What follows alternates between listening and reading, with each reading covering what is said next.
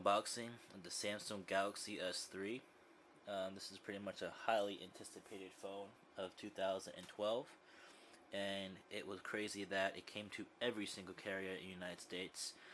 And the only thing that sucks about the United States version for the LTE is that it does not support quad core on LTE, so it's a downfall. But it is groundbreaking for Android to be the first smartphone with 2 gigabytes of RAM.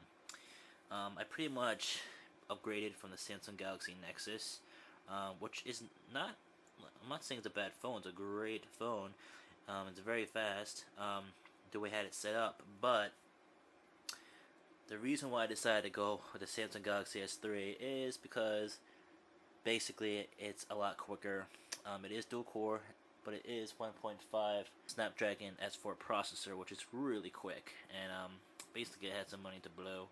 Decided to get a new phone, and decided to get it in white. I did opt in for the white variant, and I paid it outright. So it focuses. I'll show you what comes in the box: the phone, the battery, wall charger, stereo, headset, quick preference guide, product safety and warranty guide. And it just tells you a whole crap load about the phone right there. Nothing too important. And let's get to the unboxing. Basically, I already unboxed it because I was at work, and I forgot my power cord with it. So you'll be seeing that it's missing in the box. But here's the phone. Very nice phone. Very light. Even with the battery, it's very light. But right now it's without the battery. So I'll put the phone aside and let's set this down. Okay. Then we pull the top off. Kind of ripped that, but whatever. And you get the start guide, quick guide information, all that stuff that everyone likes to sit down and read every single page of. And then we have the standard battery. Now this battery is actually pretty high. It's a 2100 milliamp battery. So for the Samsung Galaxy Nexus, that is considered an extended battery. Come on, focus. And now there aren't really official Samsung extended batteries for the US version, at least. I've been doing some research and I could not find any. So I'm basically going to have to buy a bunch of these. And the Galaxy Nexus batteries do not fit in the Samsung Galaxy S3, for obvious reasons. But that would suck because I have a. It sucks for me because I bought about 8 of them for my Nexus, and now I have to buy about 8 for these. Basically, I didn't touch it all day when I set it up at work, and it died twice, and it was just in my pocket. So I don't know if it's because it was like syncing up because it's for the first time. I don't really know why the battery was running out, but basically I think you have to pick up 1 or 2 of these batteries if you're a heavy user, which I am.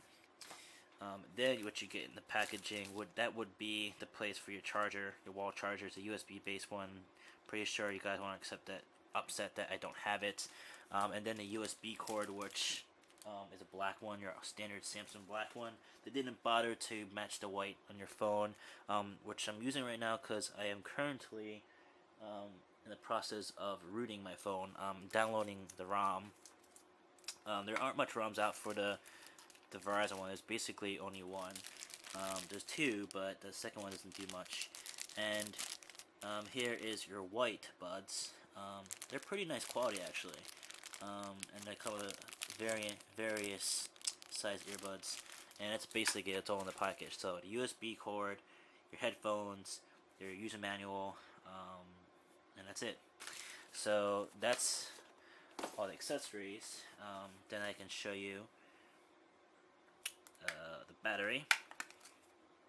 Now this is very good. I'm very happy that they decided to do this, but Samsung decided to be nice and add a micro SD slot, and I'm very happy about that. I don't know why that sticker's there. Guess you can remove it. I actually don't see the point why you would remove that sticker. But it supports up to 64 gigabytes. I heard that it's 32, but basically it's 64 gigabytes. I'm going to buy a 64 gigabyte card, pop that in there. I already have a 32 gigabyte card, so can't wait for that. And because basically I was suffering without a removable SD card on my Nexus. Now I have it on the Galaxy S3. Another thing, um, the Galaxy Nexus was pretty much stressed to have 720p on the screen, which is not necessarily true because on the screen they used buttons and it wasn't 16:9 ratio all the time. It was only when you're watching video. But it's actually a different case with the Samsung Galaxy S3 because basically your buttons are there's hard buttons and capacitive buttons on the S3, and of all the time you are running at 720p. And let's boot this up, and I'll just show you what it looks like in the boot animation. Now this bootloader is locked. It is the only variant that has a locked bootloader, which is horrible. No, Verizon did that, but whatever. Also, they have their cheesy boot animation, which I don't think it's too bad. It's just that I don't like it. I like to mod everything, and I have my phone pretty much almost set it exactly what way I want it. I'm going to have to redo it with this ROM, but can't wait till they have an actual stock ice cream sandwich, because I actually prefer that than any, skinned launcher. And so basically, this ROM that I'm about to put on just strips all the shitload of bloatware that's on your phone. I have over 100 something applications, so taking off about 15-20 apps is nice for me. And I can show you that I do have root access. Basically, there's an application for this you can get, and zoom out a little bit. Okay, I think it's called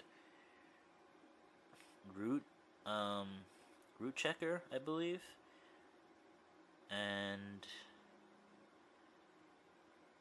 let's see, root checker. There it is. You download this application, you do verify boot access, and it tells you if you had root access, which I do. I basically just finished rooting it. I had trouble with the ADB launcher application. I wasn't getting it right, and I decided to say fuck it and just go on with it. Because I'm probably not going to put this back to stock settings. I never really do, because most people like to have root Android devices. So just keeping it, rooted is pretty good. And I never send it back to the manufacturer, so it doesn't matter if it's rooted. But I do have root access, and I do have touch mod recovery on here, so I'll show you that I have that, and basically I'll end this review, or hands-on review. I'd say, for the most part, if you have the Galaxy Nexus, you should be fine. I'm not saying you have to get this phone. There's nothing that really wowed me about this phone yet. When there will be more ROMs on here, maybe I'll be wowed when they overclock it to maybe 2 gigahertz. It's probably going to be possible, and it probably will be stable. If not, maybe they'll get it at like 1350 megahertz, which is good enough for me.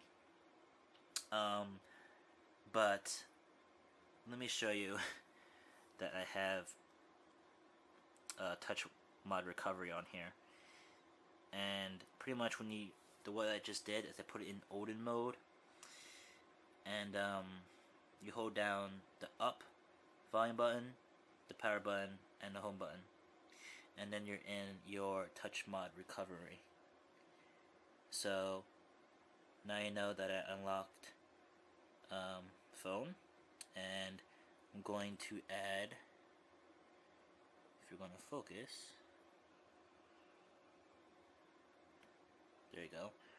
I'm going to put a new mod on here, and other than that,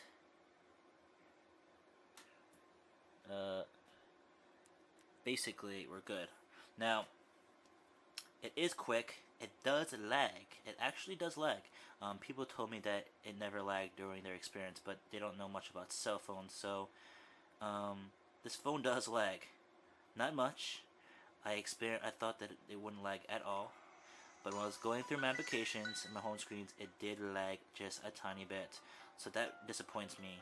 But for all in all, I believe it was worth, $800. But I actually spent $600 on it with my employee discount. But besides the point, good upgrade, worth the money. If you're not coming from a recently new phone, if you're coming from one from like Froyo or Gingerbread, definitely worth the upgrade. Otherwise, keep your phone if you have the Galaxy Nexus or something, or HTC One X, or what's the other phones? I don't even remember. Basically, I haven't kept up with phones recently, but this is definitely worth it. If you can get the unlocked version, the international version, definitely buy that one, because that one is a screamer. Basically, that's it. I hope you guys liked the unboxing quick review. Till then, guys, please comment, rate, and subscribe. And peace.